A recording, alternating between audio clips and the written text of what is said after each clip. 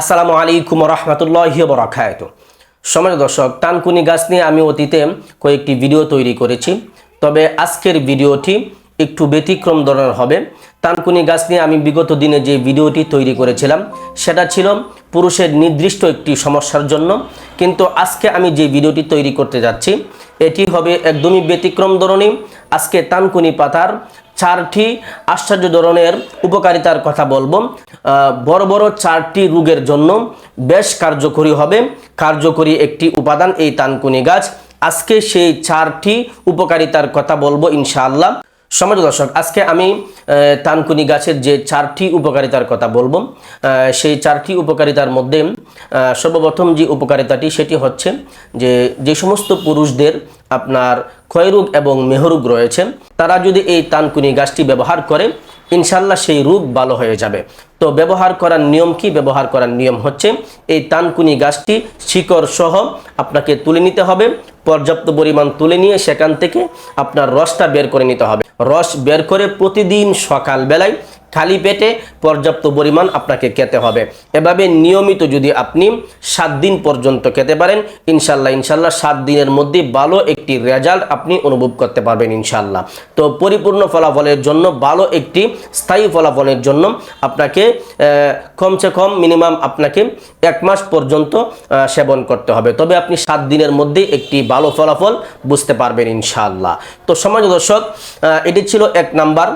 2 number যে উপকারিতার কথা বলবো সেটি হচ্ছে আমাশয়। আপনার যদি পুরাতন আমাশয় থেকে থাকে তাহলে আপনি প্রতিদিন সকালবেলায় খালি পেটে 1 কাপ পরিমাণ আপনি এই তানকুনি গাছের রস খাবেন ইনশাল্লাহ আপনার আমাশয় ভালো হয়ে যাবে, আপনার পুরাতন আমাশয় দূর হয়ে যাবে ইনশাআল্লাহ। তো সম্মানিত দর্শক, এই ছিল 2 নাম্বার উপকারিতা।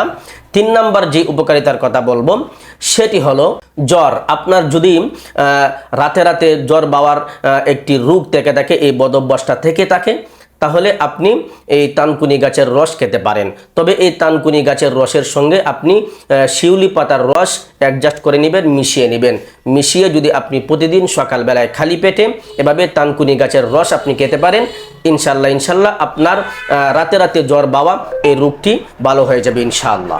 সম্মানিত দর্শক, এটি ছিল 3 নাম্বার উপকারিতা।